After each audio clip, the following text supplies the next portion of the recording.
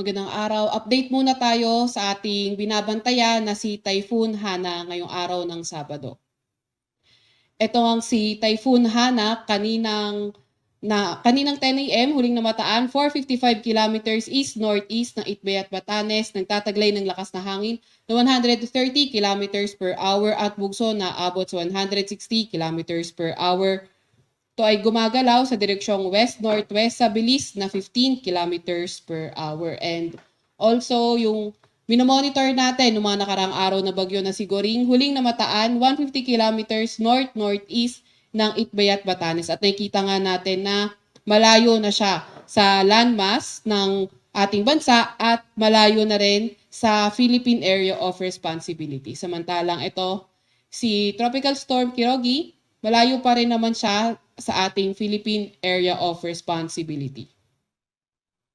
And also, ito yung forecast track na nakikita natin para kay Typhoon Hana. So, naasahan nga natin na ang direksyon na ikikilos niya ay west-northwest o di kaya naman papuntang Kanluran hanggang sa maglandfall siya dito sa may east coast ng southern Taiwan.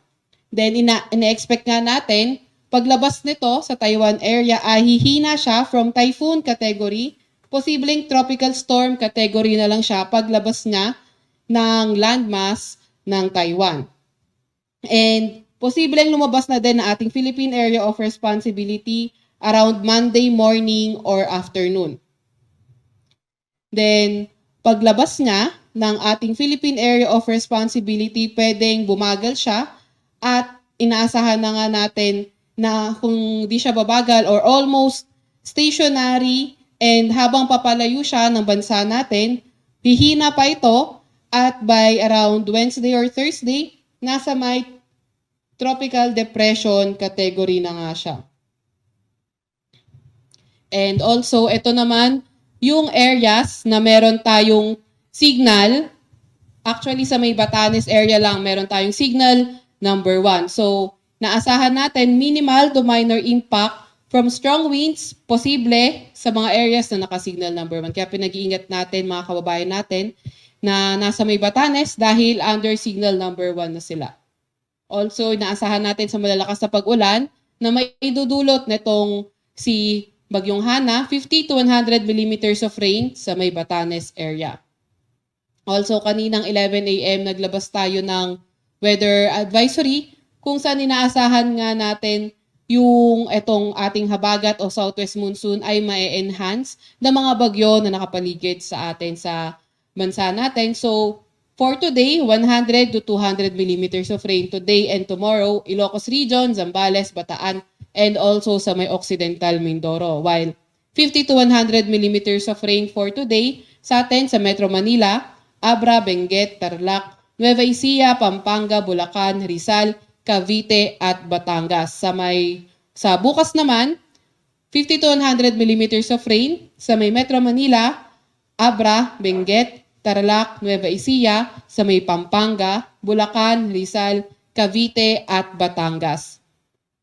And on Monday, naasahan natin 100 to 200 millimeters of rain, Zambales and Bataan area. While 50 to 100 millimeters of rain naman, Metro Manila, Ilocos Region, Abra, Benguet, Tarlac, Nueva Ecija, Pampanga, Bulacan, Rizal, Cavite, Batangas, Occidental Mindoro, Northern Palawan, kabilang ng Cuyo, Calamian Islands, pati na rin sa may Antique.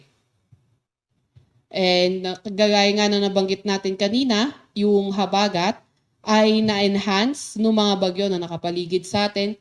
Kaya inaasahan natin yung southwest monsoon na magdadala ng mga pabugso-bugso malalakas na hangin ngayon at bukas, Batanes, Babayan Island, Ilocos Region, Cordillera Administrative Region, Nueva Vizcaya, Zambales, Pampanga, Bataan, Aurora, Bulacan, Metro Manila, Calabarzon, Mimaropa, Bicol, Western Visayas at ang northern portion ng Eastern Visayas. On Monday naman, Batanes, Babayan Island sa may Ilocos Region, Cordillera Administrative Region, Nueva Vizcaya, Zambales, Pampanga, Bataan, Aurora, Bulacan, Metro Manila, sa may Calabarzon, sa may Mimaropa, malaking bahagi ng Bicol Region at Western Visayas. Meron din tayong nakataas na gale warning dito sa northern at western seaboards ng Luzon, sa may eastern seaboards ng central at southern Luzon, portions ng seaboards ng northern Luzon, southern seaboard ng southern Luzon at ang western seaboard ng Visayas. Kayo ating mga kababayang mayang isda, pati na rin yung may mga maliliit na sasakyang pandagat, kung maaari huwag munang pumalaot sa areas na yan dahil magiging maalon hanggang sa napakaalon ng karagatan. At yan muna ang latest kay Bagong Hana. I-follow at i-like ang aming Facebook at Twitter account, DOST_Pag-asa. Mag-subscribe sa aming YouTube channel, DOST-Pag-asa Weather Report. At para sa mas detalyadong update, bisitahin na aming website, pag-asa.dost.gov.ph. At yan muna ang latest mula sa Pag-asa Weather Forecasting Center, Veronica Torres.